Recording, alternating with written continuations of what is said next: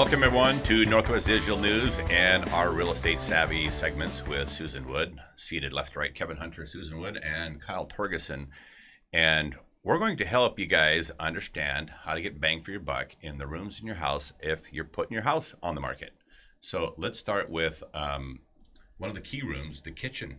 Yes, it's actually the most important room. The most important room, yes. Yeah. So you want it to feel warm and inviting. It is not grandma's kitchen anymore. Mm-hmm. You don't want your family not to feel like they can come in it. You want them to gather around, help prepare the food, just feel welcome in the kitchen. Again, not like grandma's kitchen where she was in there all by herself and cooking everything and you had to stay out of the kitchen. Right. I've noticed more and more of the floor plans today, the kitchen has maybe 3 walls. Right. It's a focal point. Yeah. And people gather there. So it's also a place where people have conversation or social. It's become a social space. As it should be. Yeah. As it should be. We spend a lot of time in the kitchen, or at least most of us do. So you want a place that you can gather in and that welcomes the living room into the kitchen and every other room. So now we're not so much about walls. We're about open spaces. Open spaces. Open spaces. If somebody's in an older home where they don't have that kind of advantage, where Right. it is kind of like grandma's kitchen and it is away from everything else. Yeah. Any suggestions you have for them there? Just look at your walls, see how you can kind of rearrange them. Maybe put holes in them, like scenic holes or a bar that they can come up to and talk to you as you're preparing the food or as people are in the kitchen doing dishes. Something that just allows the access from the living room, the sitting room, the family room, the gathering room, wherever, the dining room, that allows that kitchen to be accessible from that, even if it's just to talk as a pass-through. So something I can share with people from a structural standpoint. So here's a beautiful kitchen behind us. Nice. I love the way that this kitchen is done. But a little tip for people. A lot of homes, especially lower end homes or entry homes, are what are called, they have gable roofs on them. And a gable roof is just really a house that has peaks on two opposite ends of the house. It's a really simple truss package all the way through the home.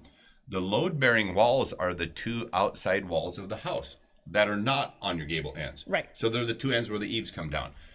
The good news about that is no wall inside the floor plan is a load-bearing wall, meaning that if you got your kitchen spaces are kind of closed up, you can blow out any wall on the interior of this house that you want. Right. Having framed hundreds of these houses, I can tell you none of the interior walls were in many cases, when the trusses went up. Right. So, and that interior framing got finished after the fact. So it's a really important thing for people to know. It becomes a little bit more tricky in some of these old houses where they have hip roofs, where you see a lot of roof slopes going up many different directions. But I would recommend for somebody, if you're thinking about blowing a wall out in your house or opening up the floor plan, have somebody who's a carpenter, builder, contractor come in and take a look and say, can you move that wall or can you open it up? But get it done. So Any other suggestions you have kitchen-wise that kind of take into consideration? No, it's just got to be whatever you're most comfortable with and utilize the space that you have. So I know for me, I'm a shorter person. I'm 5'3", so I don't need real tall cupboards. Some people do. I can't use them. So for me, I use that space for other things. And typically anything that's up there, I can't see. So it just really depends on how you are most comfortable in your home. And a kitchen can be small and still have a ton of cupboard space, a ton of cupboard space. So all the stuff that you have normally, or our parents, our grandparents had sitting on the counters that we all don't want to see, it can nicely fit up into your cupboards or your Lazy Susans or wherever you want to store them, and still make your kitchen like this one look very nice and neat and clean and, again, welcoming. We got a Lazy Susan on our show. She's not so lazy. Just kidding. Not so lazy. That's a horrible name. Yeah. I want to point something out about this kitchen that I particularly like, and that is the framed-in drywalled pantry in the corner of the kitchen. And for people that think about trying to solve a pantry problem with cabinetry, pantry cabinets are very, very expensive, first of all. And they don't really have that much storage inside of them. And they hog up a ton of floor space in your kitchen. So using this kind, because most of the time, this over in the corner where that pantry is is where there would be a Lazy Susan typically on the bottom. Absolutely. You might have a little cookie cupboard or microwave cupboard sitting right underneath, or appliance garage, they call it. Right. Those are your typical kinds of cabinets that sit in the corner. This, in my opinion, is way better use of that space. Absolutely. And pretty much everything you can buy in the way of dry goods and food and bread and everything will fit in that pantry cabinet. It is huge. And you can use it all the way to the ceiling. Exactly. So, and it doesn't look awkward. Yeah, so you can even put your paper towel and right. cleaning supplies and things like that can go up on the upper shelves inside that same pantry. Yeah. It's killer. Every home that I put a framed pantry like this in the corner has been awesome. What it did to the kitchen plan. Well, it utilizes the corner better if you think about it. It just, especially since I know with mine, because I have a pantry like that, I use it all the way to the top. Mm-hmm. And it's primarily for, I keep a lot of my Christmas bakeware and stuff like that I don't use very often. I keep it all up there because I don't have to deal with it in my cupboards where everything else I use on a normal basis. So yeah, it's great. I love my pantry. So kitchen is the number one room for bang for your buck. What's number two? Master bedroom. Master bedroom. Yeah. Let's throw some master bedroom examples up here. There's actually some really extraordinary ones, but let's bring this one up here that you have, Kyle. Bring this one up on the back screen. Here's what I like about this room. I love the contrast. Yes, it's beautiful. Mm-hmm. It is beautiful. It's warm and it's inviting. It's somewhere you're like, gosh, I could lay here. Mm-hmm. I like it. I could spend time in here and not just watching TV or doing whatever, because we often think, well, I only use my bedroom for sleeping. Mm-hmm. Well, here I would like to kind of hang out. So you notice these lighted soffits that are up on the top? I do. Where they have light sitting inside the soffit area in the ceiling. Do you know how easy those are to do in a room? I do. I really have them. Easy. Yeah. I love them. It's our mood lighting. So when you don't want that bright light on in your bedroom, you put a very nice natural light in there, and it is much easier on your eyes. Mm-hmm. So I do. I like it. You can even put colored light up there if you like colored light. The one light that I'd suggest that you stay away from, though, color-wise, is blue. Oh, why? Blue light keeps you awake. It actually heightens your sense of awareness. So, like, having blue light on in your room when you go to bed at night, it's just as bad as staring at a computer screen before you go to sleep. It will disrupt your sleep. Wow, did not know that. Yeah. See? We learned that from Jody Summers. Yes. Oh. Yeah, another great co-host here on our broadcast. So yeah, what I like about this room is contrast. The person also used a fair amount of creativity, because looking on this wall closest to me right here is the use of chrome and or stainless tiles that are mixed into that wall. Nicely done. There's contrast up to the ceiling, so they use a couple different colors in the room. I love the contrast. Yes. And in my opinion, like if you go out and search like some of the most amazing master bedrooms, you're going to find a lot of character, a lot of contrast. Right. That sort of thing. And it's not overly expensive to do, as long as you know how to do it yourself even. It's not. It's just a little creativity. People like yourself that know how to do those types of things.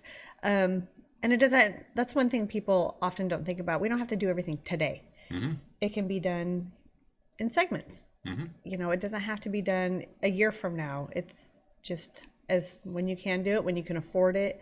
It doesn't take a lot of money, but it does take a lot of creativity. Mm-hmm. Yeah. Beautiful room. Kyle, show the one of the photos that we brought up, which has the wide open side of the bedroom.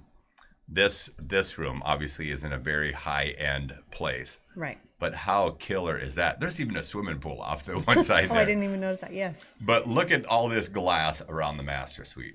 Right. Now, would Jody say the blue light would keep you awake? Possibly. But you know what? This is nice actually night. The night sky that you're seeing here, and the lighting out in the pool. I don't know if the blue light is actually something that's present inside here, but we are seeing a lot of blueness out there. But I'm sure there's probably blinds that go over these windows. Mm-hmm. It is a beautiful, beautiful room, and very simple. If you see, there's probably laminate or hardwood floor down. Yeah. Gray room, surround sound, and just windows. Yeah.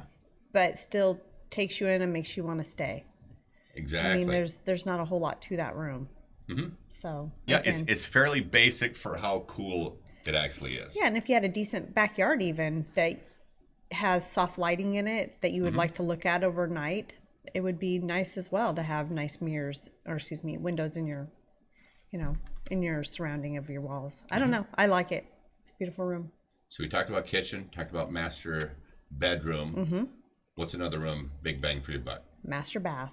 The master bath. Master bath. Let's And get they some can nice be master bath extravagant pictures up here. as this, and they can be simple. Not everything has to be extravagant. Like you said, you could have a smaller home that would not, accept this. But you could do this in your own fashion. It just is keeping lines simple and clean. And as you can see, this master bath is not overly large. It's not overly wide. It's a very narrow bathroom, but they used every space similar to the pantry because the shower is in the corner. And typically we would stick a toilet there or something, or maybe a little hand sink. But they used the area very well. And again, there's not an over amount of money into this. It's just more glass and nice cabinetry. I like the use of glass around the shower enclosure. There's also what people might think of as a basement window per se, but it's in the top of the wall there in the shower going outside. So even though this is well lit and does have a fair bit of windows in this room, they popped another window up there, and I think that's fantastic. And absolutely. And if you didn't have that window, and let's say that the walls were darker, the tile was darker, the marble was darker, it would be a very dark room. So they had to go with lighter, temperature on it, I think, in my opinion, to make it feel as grand as it does and also as large as it seems, because it's really not a large room. I don't know if that's a venting window, but for windows like that, it's very easy to get a venting window, and not a bad idea, because you have the shower there and everything. And when you're done with the shower, you can not only leave the fan on in the room, but crack that window a little bit, and you'll have far less problems with mold growth and things like that. Yeah, beautiful bathroom as well. Well, those are the top rooms you should put money into if you're thinking about selling your house. And one of the suggestions that I have for people is kind of think about a little bit about your market. If you're on the low end of things, $150,000 house or $200,000 house, go stay at Quality Inn or Motel 6 or Best Western or one of those places, and look at what they've done in these spaces, which all have, good accommodations and that sort of thing, but they're not overly extravagant. That's appropriate for an entry-level house. If you got an upper-end home that, and let's just say in that, when you're getting close to the 400 plus range, go stay the night somewhere where you got to blow at least a couple $100 for the night's rest. And look at how those rooms are laid out in that place. And that's really what you're going to want to think about for your house. Absolutely. Yeah. Great tip. All right. Well, that's a wrap here on Real Estate Savvy on Northwest Digital News. I'm Kevin Hunter with Susan Wood and Kyle